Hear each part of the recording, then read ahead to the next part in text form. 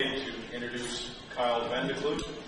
Kyle is a professional videographer and he's employed currently at Emmanuel Berry. I know we've got some Emmanuel fans here for you today, so you're all set. That's wonderful. He's here with his wife Kelsey, and I just felt like part of the family because we got the grandpa over here, and we got the brother-in-law. I just felt right at home. It was wonderful. So it's great to have you all with us today. His wife is Kelsey. They got married last June, right? And then he got hired at Emmanuel last September. That's not too bad. Pretty good, right? He did it in the right order. So got the wife first. That's right. He handles a lot of things to do with production at Emmanuel. And I won't steal your thunder, Kyle. I'll let you come up and tell your story. Would you welcome, please, Kyle Vandekleut?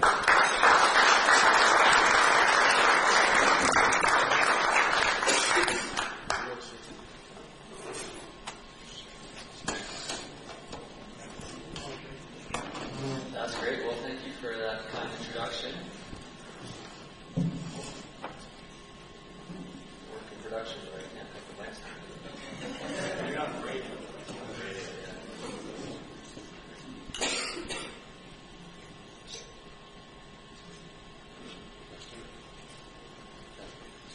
Thank you. Well, pleasure to be here. This is new to me. I'm usually the one behind the camera and off to the side and back, but happy to be here to share my testimony with you guys today. If you don't mind, I'll open in a word of prayer. And Father, we thank you for this time, Lord. We thank you that we can meet together like this and share our like-minded faith, our desire to know you better, to walk with one another. God, we pray you bless this time, and you give me the words that you want me to speak, that I would be a vessel for your message. Pray all this in Jesus' name. Amen. All right, well, just to get it all out there, I by no means want you to think I have anything together here, all right? I am far from gifted in speaking, and you can ask my wife, she's here. I usually stumble over my words at least once or twice a day, but I'm happy to have the opportunity to share how God has revealed His grace to me and in my life, and hopefully encourage you guys in your journey wherever you're at. And one thing I've learned in my life, I've learned that God delights in our obedience, regardless of the results or what it turns into. When I was asked today by Ron, I was recommended by someone else, and I followed up with that, and I knew I couldn't say no to that opportunity, as much as it intimidated me, as much as I didn't necessarily feel like I had much to say. My story wasn't miraculous in many ways, but in many other ways it is, and even that simple act of obedience, I think, brings glory to the Lord, so that's why I'm here. Let me ask you 3 questions, sort of as a primer for where I'm looking to go. What evidence do you have that God has been pursuing a relationship with you? What gift has He given you? And how can you give that back to others? Start with part 1, childhood. And I am sure of this, that He who began a good work in you will bring it to completion at the day of Jesus Christ. Philippians 1:6. I came to know the Lord at a young age through loving Christian parents and family growing up in Ottawa, where I spent the first 18 years of my life. I saw and knew God in various different ways, normalized ways in everyday life. I attended a Bible-believing Baptist church on Sunday and was lucky enough to receive Christian education through a Pentecostal church nearby. And the spectrum of how I saw God displayed was wide. There's many different things theologically that seemed all very normal to me. That was just the way that God worked in different ways. God's Word was something that I was exposed to daily, and lucky enough to be able to memorize Scripture, hiding away in our hearts at school. And in these years, good values and behaviors were instilled within me, an investment that proved to be a well-laid foundation for that faith. Through high school, I would say I knew the Lord, and I loved Him. I had a relationship with Him. But as I look back now, I see in many ways it all still seemed to be about me. I didn't find myself wandering too far into things that were tempting, but like many other people at that stage of life, it wasn't a real true depth to the relationship that I had with God. Certainly not one that had been tested and true. After I finished high school, I was ready to spread my wings and fly. I decided to move to Toronto and study film at York University. I felt mature and ready to start living life on my own, and on my own terms. And not that it meant I wanted to do a bunch of crazy things, just to make my own decisions finally. Most of my decisions weren't terrible, I'll be honest. And I was pretty responsible and wise in my choices. But as much as I wasn't able to admit it at the time, I was still very young and proud. And for the first time in my life, no one was holding me accountable to attend church on Sunday mornings. And not having a Christian community made it easy to go without the cords of accountability. The second half of my first year was even more challenging than the first. I became lonely and isolated after a breakup and found myself reaching out for help. And from those around me, from my family, from an old youth pastor, and different books, it all helped a bit. And I left school that year feeling hopeful and excited again for what was ahead. But that summer back in Ottawa became more about me and less about God. He took a backseat in my life once again. And I chased dreams and ideas and accomplishments, things that I had in my head for what would make me happy like that. On a bit of a whim, I flew to Tanzania to climb Mount Kilimanjaro with a guide company. That was an amazing experience. I was thankful for that. The motivation behind it was largely selfish and the intentions were poor, but I felt I wanted to validate myself, to boost my own identity, as if a cool accomplishment would allow me to feel justified in thinking of myself as better than others in different ways. It wasn't necessarily a heart to honor the Lord or to seek Him where I was there. That fall back in university, when I was to start again, I made a decision that I wanted to try another path. School wasn't satisfying me, and I decided I'd rather explore something new. I was fortunate to be set up with a good paying job in Calgary through a connection with my dad's. And I quickly moved out there and started my new adventure. I was busy with the job and making good money, and I loved the lifestyle and beautiful landscape. And still I was a bit lonely. I had made a lot of it about me, and I remember shortly after that feeling like I needed to find some purpose in my time there.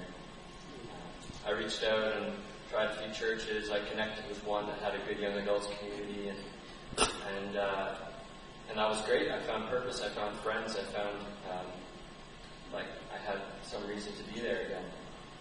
But it didn't last long. It was 2008, and the economy was taking a bit of a downturn. And after 8 months there, my job disappeared.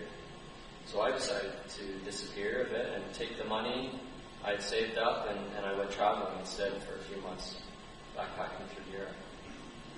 It was a great experience, and I learned a lot in that time. I was exposed to a lot, and I'm fortunate to have had the opportunity again. But truthfully, it was still entirely self-serving. And I hadn't made much effort at all in that time. I hadn't made much effort to invite God into the picture. I knew He was there, and He hadn't left me. But again, I wasn't at a place where I wanted to yield my life to Him. I was more content doing my own thing and pursuing my own adventure, what I thought that was.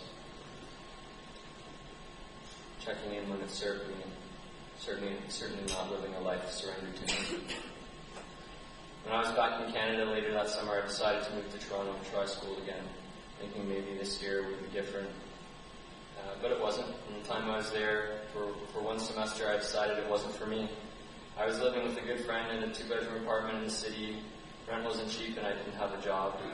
And so that decision sort of snowballed for me, and not having much motivation to find a job, I found myself living how I wanted, attending church, but not really living for the Lord, living for myself. It was after 6 months of dipping into a line of credit with debt now piling up, no job, that I realized I needed help and a new environment. My parents graciously accepted me back in when I moved to Ottawa. after I'd been away from home for 2 years. They let me live there while taking a few courses at Ottawa U and working part-time at Future Shop. And I was able to pay off my debts and get back on top of things financially again. I still felt so dissatisfied. I had lost a bit of hope. It felt like failure at the time. I had to move back home with my parents and admit defeat, to admit I couldn't do it on my own. I was there for almost a year and wondered where was God in this. Had he given up on me? Things were going great before, as far as I could see. Would things ever be good again? I couldn't see beyond where I was and what was in front of me. I'd walked away to do my own thing and couldn't really find the path back. I couldn't see where God was in this at all. Later in that year, my sister was home visiting, and she was studying and living in Vancouver and doing well for herself. And she mentioned a job that she was going to work at over the summer. She had applied for a summer camp on Vancouver Island. It sounded like a lot of fun. And after she showed me the video, I thought, that looks like a great way to spend my summer, way better than being at home here with my parents. So I applied and right away heard back, and they had interviewed me and accepted me, and the process was done like that. It was over real quick. And I booked a ticket, and I was out there within a few weeks and excited for what was ahead. If anything, it was going to be a lot of fun outside and a good way to spend the summer. Through that process, after that sort of happened at the drop of a hat, I could see how the Lord had worked his plan in my life that way, how he had opened a door maybe when I couldn't even find a window, and shown me a bit of grace in that time. So for the next 10 weeks there, I was a boys counselor and a boat driver, and it was awesome. I couldn't think of a better way to spend the summer. More than that, because it was a Christian camp, it offered the ideal place to give my heart a reset. I could hear the Lord speaking to me through the speakers and the devotions, the other staff members there. So many of the other counselors were truly desiring to walk with the Lord, and those times were encouraging for my faith. It helped me in developing good spiritual disciplines and wanting to spend time in the Word and finding myself waking up early in the morning to come before Him, looking over the ocean, reading my Bible, praying with others. I had hope again, almost as if it had been never lost. I felt new. I felt as though I had learned so much and come so far over that summer, and yet God was continuing to reveal things in my life and heart that I needed to give to Him, and that needed to change. A quote by C.S. Lewis outlined exactly how I was beginning to feel. When a man is getting better, he understands more and more clearly the evil that is still left in him. When a man is getting worse, he understands his own badness less and less. I had begun to surrender my life again to His leading, but felt there was still so much yet that I hadn't given to God in my heart, pride being the very root of it all. I was encouraged to walk with Him and root these things out of my heart together with brothers and sisters who also desire the same. I made a lot of great friends in my time there, but none of them better than my buddy Phil, a fun-loving Kiwi guy from New Zealand. That was a relationship, I think, that was truly from the Lord. Part 2, Brotherhood. A friend loves at all times, and a brother is born for adversity. Proverbs 17:17. Phil and I were kindred spirits and brought together at a time in life where we were always both totally on the same page. We're brothers. We both desired to grow deeper in our relationships with the Lord and to encourage each other in the process. Something just clicked. One day Phil walked past me and asked if I wanted a road trip with him down the west coast of the States, and I quickly replied, yeah, I'm in. Weeks later, when camp ended, the conversation came up, and I told him that I was still down for that. When I said it, I totally meant it. So we chose to spend the next 6 weeks after camp exploring down the west coast of the U.S. We had no idea when we left just how formative that time would be for us. We both felt that it was something that we needed to do and that God was wanting us to do together.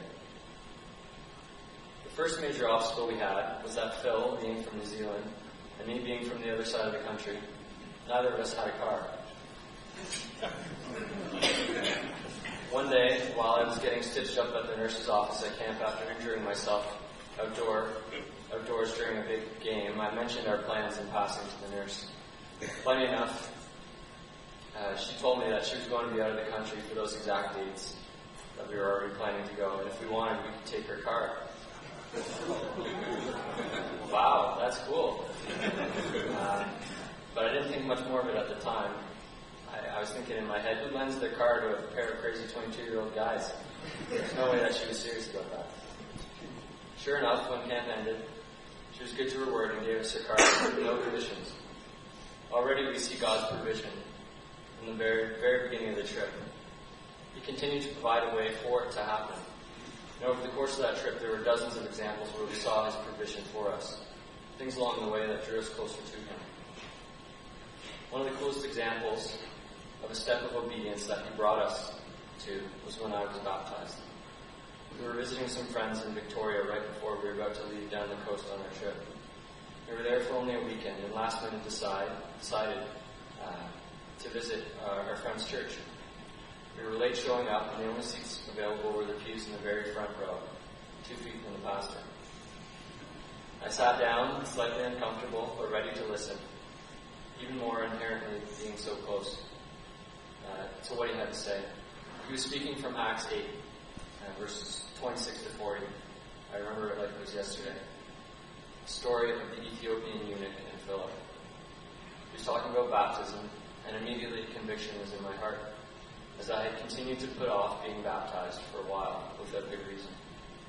The immediate thought in my head was, I don't want to do this. As he continued talking, the conviction within me only started to grow.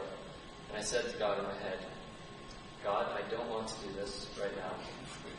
But if you make it obvious to me, why should I will? I could so clearly see what it would be like on the other side of going through that act of obedience. There would be such joy with friends and a peace from His Spirit. Kind of like sharing my testimony here today. I hadn't heard the story of Acts 8 before. And so when he read the part about the Ethiopian asking Philip, saying, Philip, there's water here. Is there any reason why I shouldn't be baptized? I couldn't believe what I heard. And I wondered to myself, how much more similar could this story be to my own situation?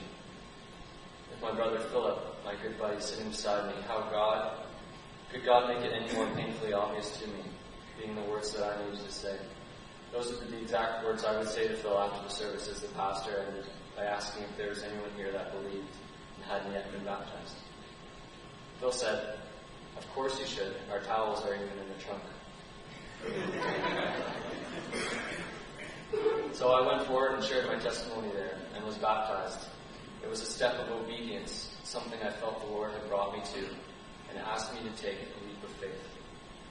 That became a theme and lesson from that trip, taking faith-filled steps, trusting God, and choosing to take those steps of faith, seeing Him show up in them every time. Another cool story was when we showed up in San Francisco. It was a Sunday morning and we wanted to find a church to worship in. We had no place to stay that night, and we prayed before we went to a church downtown that the Lord would provide us a place to stay that evening. Within 5 minutes of us walking in before the service started, we had already had a conversation with the guy and been offered a place to stay at his house that night. The craziest part about it was that the guy that offered us his place was actually visiting that day. He was visiting the church for the first time with his girlfriend who had brought him there. We found out that he wasn't even a believer, but showed up that Sunday to appease her. Funny enough, we got to spend the next 5 days sleeping on his couch and having great conversations about God and sharing the gospel with him. This trip was such a formative time for Phil and I, and we found ourselves in the Bible every day, listening to sermons as we drove, constantly in prayer, and seeing the way the Lord was working in us. It's like with everything, the constant theme was He would take us to the edge of something, and He'd ask us to trust Him in faith and take a step. And every time we did, He'd provide us a new answer and show His power. There were countless other examples of this in our time away, but these were some of the ones that really stood out.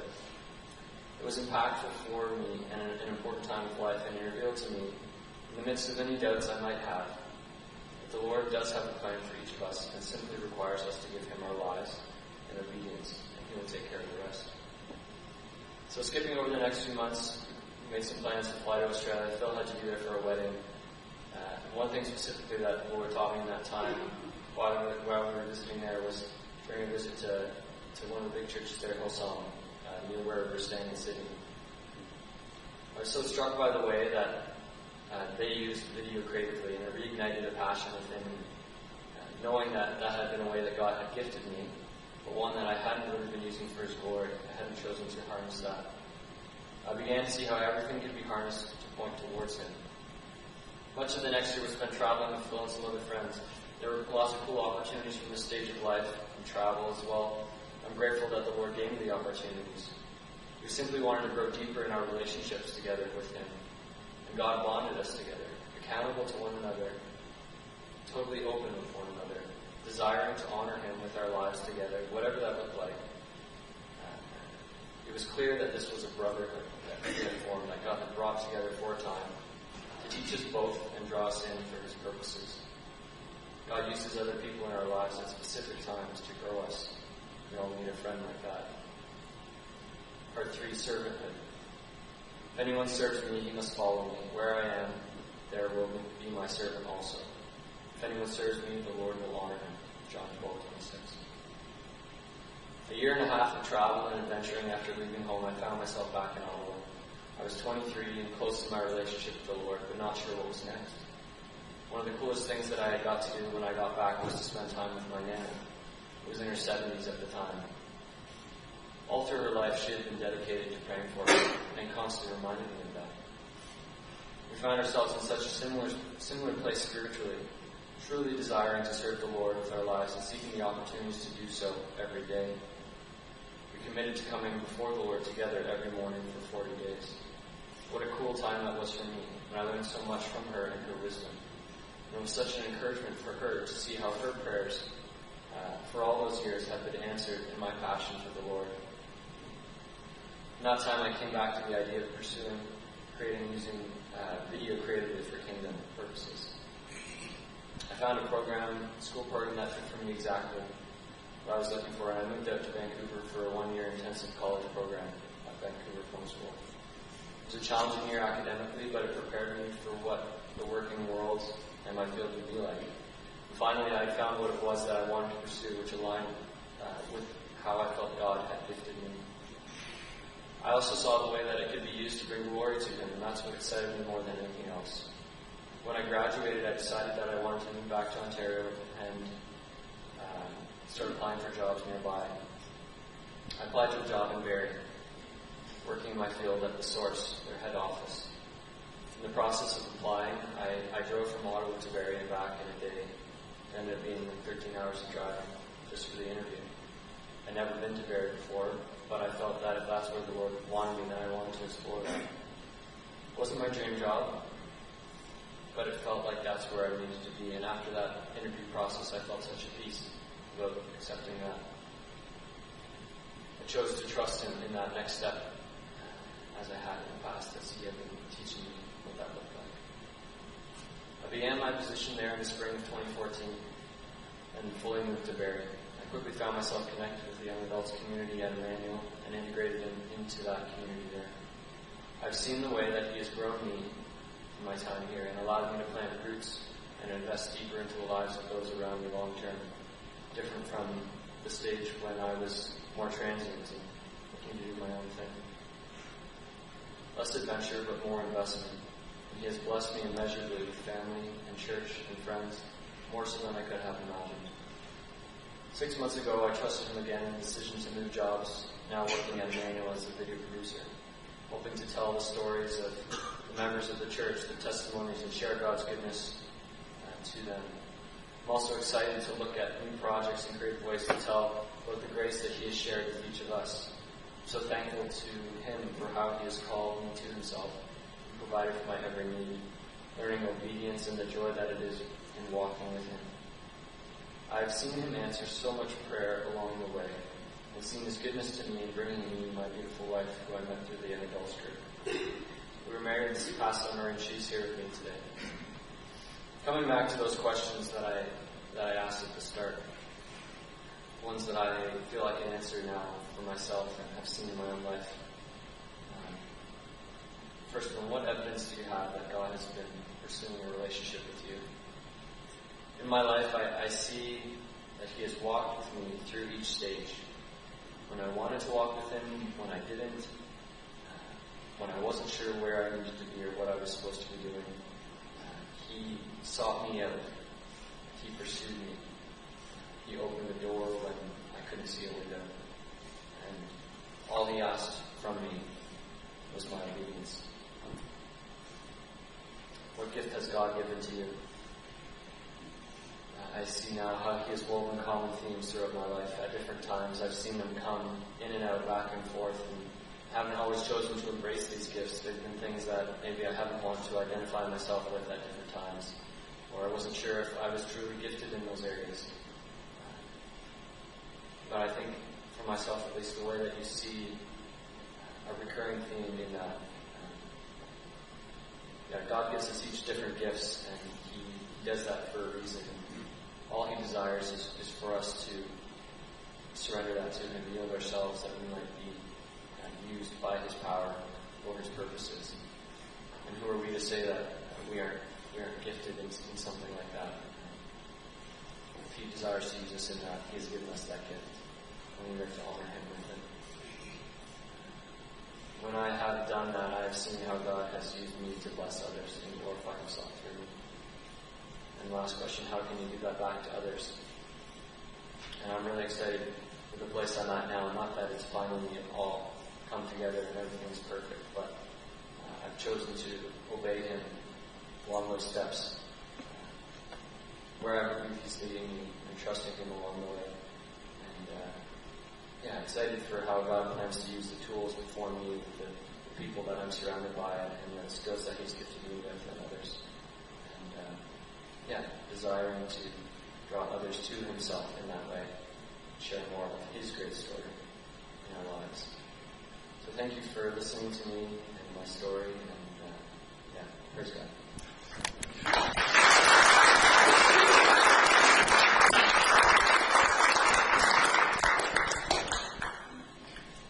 The first time I heard Kyle's story, it was a lot noisier than this. They were setting up for night to shine for them.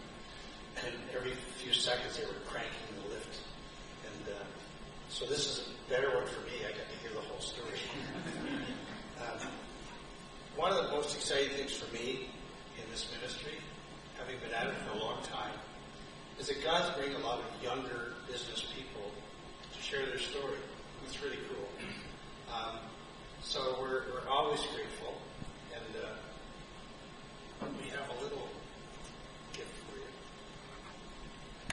And it says that adversity does not build character, it reveals it. So a lot of people think if they're going through tough times because God wants to build their character. Well, it's not really the case, because he's gifted them with character. He's just revealing it through that situation.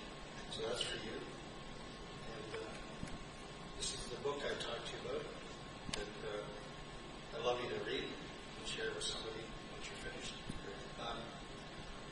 Thank you for being here today on a day that's not the greatest for weather. It's the best to hear good news. And I really want to thank you guys for coming all the way from Bradford, for relatives to be here. Anybody here from further away than Bradford? I know we have some folks from Innisfil. But anyway, thanks for being here today, folks. I trust that you've been touched by what Kyle shared, because the first time I heard his story, it really touched my heart. He's not a prodigal, but he had enough experiences to understand